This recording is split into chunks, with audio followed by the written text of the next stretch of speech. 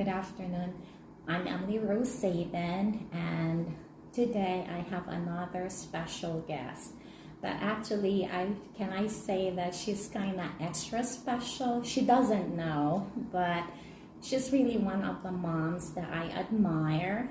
And even from the distance, she doesn't know, but I do admire her. So I really am very happy when she said kids that when I asked her, Kim, can I do an interview with you? And when she said yes, the feeling is so different. So, kids, this is a special one. Like I said, before I let Kim introduce herself, this is special because she is a mom of two. Mm-hmm. And then I've seen her beautiful kids, and I love them.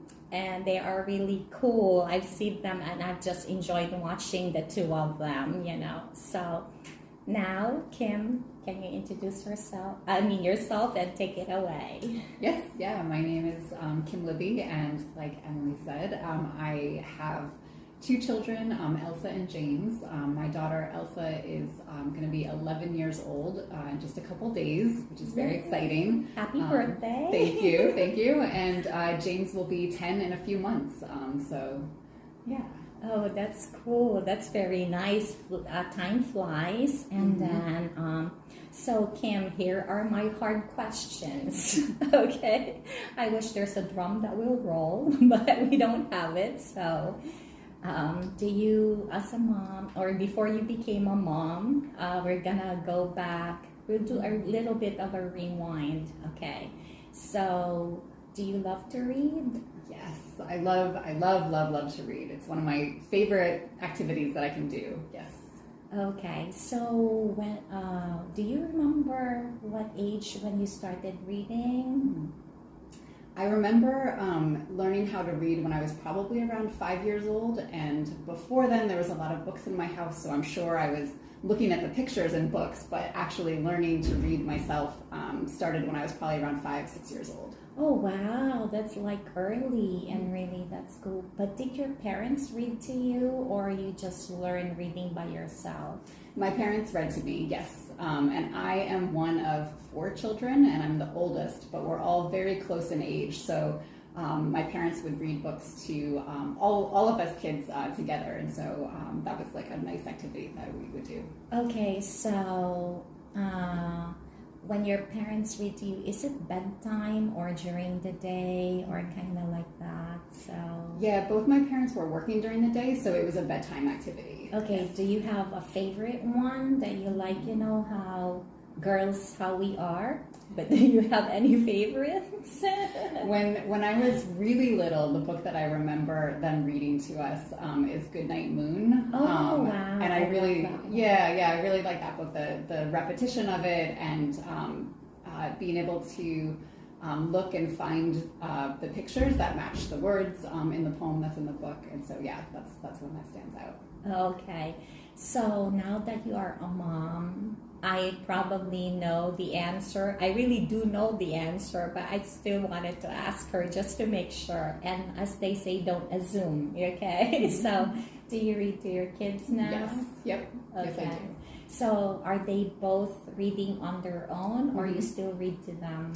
They are both reading on their own, and in our house, it's part of our evening routine. So after they've gotten their pajamas on and brushed their teeth, a lot of times we'll read together as a family, and then they have time that they can read on their own. And the hardest thing is getting them to go to sleep because they want to keep reading on their own, and they like to read and read and read. So yes. Oh wow, that's amazing, and that's a good thing that they are like sort of accountable of their own. Wow. See, I told you she's one of the best moms. So, and what do you call this mom? So do they both read the same, or they both have a different type of, one could be fantasy, sci-fi, and the other horror ones or something. So what's the difference between the two of them? Yeah, they do have a lot of overlap of things that they like to read, but they do have differences. So my daughter is the fantasy girl. She loves to read about dragons and adventures. My kind. Yes, and stories about animals as well. So if there's and she really likes series. So she likes if an author has written more than one book, because when the book ends, she always wants to know what's going to happen next with the characters. And so if she knows it's a series, she'll know that there's more books that she can keep reading about those characters. So that's what she really likes to read. My son likes action and adventure books a lot, but he also really likes nonfiction. If it's about sports, or he really likes Pokemon, and so he'll read books about Pokemon.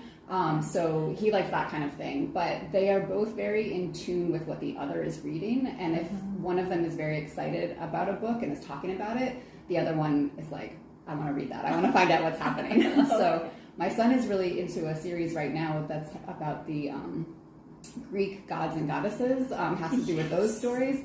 And so it's something that my daughter wasn't like totally interested in, but because he was talking about it so much, she was like, okay, I need to read it. I need to know what you're talking about.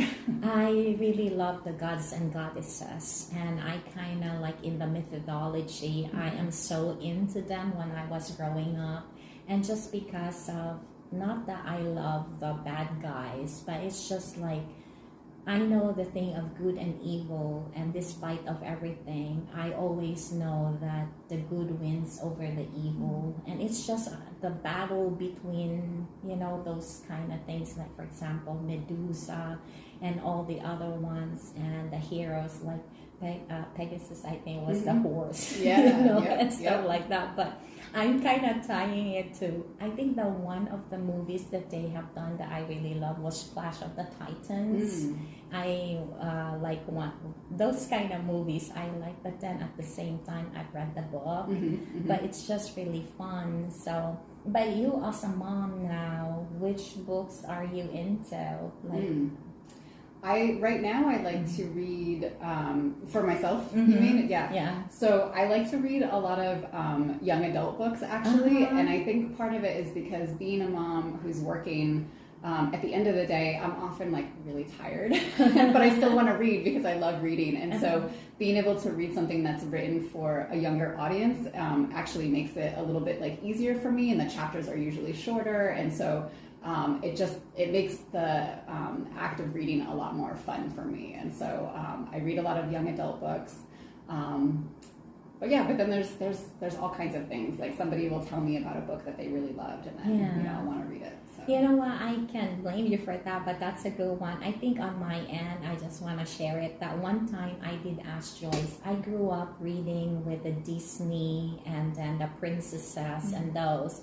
And I really remember our books from my grandmother's were the long, it's like tall, big, green leathered book with a gold edge of the pages. And the pictures are like silky, like kind of glossy ones. And it's really nice to read. But then when I came here, when I started working at the library, I've seen a lot of children's books, even the series ones that were not in my generation, or should I say. But it was like I like curiosity, in a way, and then I learned that. I asked Joyce, actually, I said, is it weird that I'm a grown-up, a mom, and I will be reading like children's books? And not like, I mean, the part of it, like you said, being a mom, and I was just trying to picture you because your kids love to read. So I was like, oh, maybe she have her own kind of books, and then you cannot read it because of your kids, and you're busy as well. I tell you, she is one of the busiest mom, and she's with education, so she's really the best of the best, should I say. And then so I was like, that's really encouraging. Thank you for sharing that. I mean, I really kind of like it, that you mentioned that one, because for me, at times I thought, like, that's why I did this interview when I said it at first that I will interview my colleagues, because I know they have wisdom as well. And for me, like, I love to learn, and learning from others is really a good thing. Mm-hmm. So that's one of the things, like, oh, that is so nice, thank you. And I'm kind of relieved a little bit that it's okay to read books that is not your level. Yeah. And I remember too, this is a good one. If you really wanted to read or learn, if you really wanted to learn something fast, go with children's books, right? Yep, absolutely. Yeah, if there's something in history that you want to learn, or a famous person, those are great books to go to, because some of the ones that are meant for adults that are biographies, they're so long and sometimes they're a little bit boring. But the children's books have like great illustrations in them, and they're shorter, they're easier to read and get excited about. So kids, there you go. You got it from the expert, straight from the expert. And okay, so going back to, Kim, when you were growing up, did you have any superheroes or, I don't think I had any one in particular, but I really liked stories and movies and like TV shows, like pop culture, where there was like a strong female character, like a girl who was like adventurous and brave and like and especially if the people around her didn't expect her to be as good as she could be, but she proved that she could be great. Like those were the kind of characters that I really liked. So now I can tell, that's why mostly I can see you. I mean, you don't know, but you're kind of like, that's what one of the things I admire about you. Like I said, I just watched from the distance, but I think through that one, that's why I always ask who's your superhero or your character, because sometimes that's how, as the kid, you grow up, you know how you say, I want to be a fireman, I want to be this, I want to be that, and you have a superhero, you turn to be like, I wanted to do this good because, like that and stuff. So that's a very good quality, a very, very nice one. And so here's another thing. Now that you're educator, right? Mm-hmm. So did you ever picture yourself when you were young that one day you'll be dealing with stuff with education, and on your line you have a lot, right? It's not just, can you break it down a little bit? So, Yeah. So when I was younger, I wanted to be an artist when I grew up. That was my dream, and that's what I wanted to do. But I also thought that I would be involved in teaching in some way. So I thought I might be an art teacher or do something like that. So I think teaching has always kind of been there. I work now in adult education and working with adults who are learning English, or adults who are learning how to use computers and technology. And so, as a kid, I didn't know that existed. You just think that like, oh, adults know everything. they are the experts. But then as you get older, you learn, oh, adults are still learning too, because no matter how old we are, we always have things to learn. And that's why I love working at the library, because it's a place of learning and people come here to learn and get information. I'm not professionally an artist, and I'm okay with that, because teaching is something that I got involved with when I was still in college, and I just really fell in love with it, and I really love being a part of a community that is learning and that is curious. But can I tell you that being a teacher, it's still, you are an artist? Yeah, you didn't notice that? You're still an artist.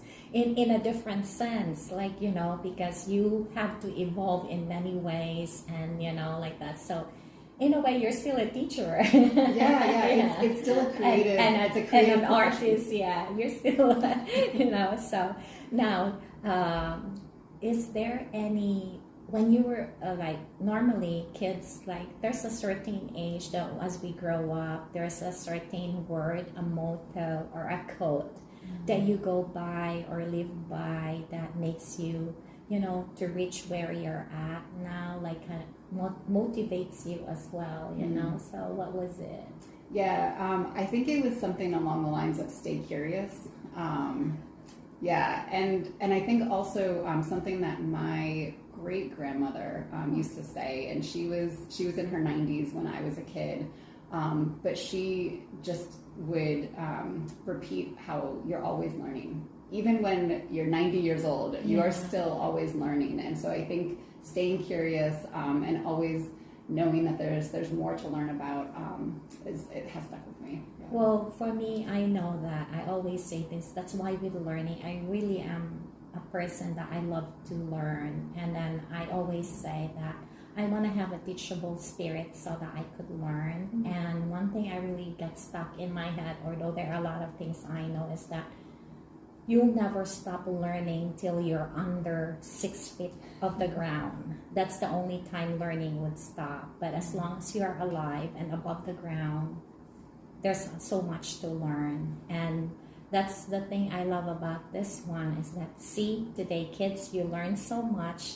And at the same time, I learn a lot from my colleague. So yes, it's really, really, really great. And then, so as we close, Kim, I would love to still interview her, but unfortunately, I can't.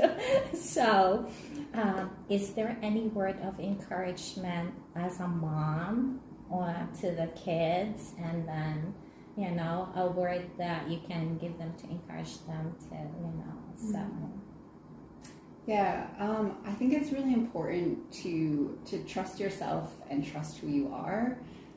And to be patient with yourself, because, you know, sometimes as a kid you want to already know how to do something, or, you know, to be able to do things that people who are older than you are doing, and just be kind and be patient with yourself, because you're doing a really good job. Oh, that is so very, very nice. It's very sweet for a mom to say that. I mean, it's really a great encouragement. And see, I myself, I really love it. So, like I said, kids, I know some of you out there are saying, oh, you know, same as me here.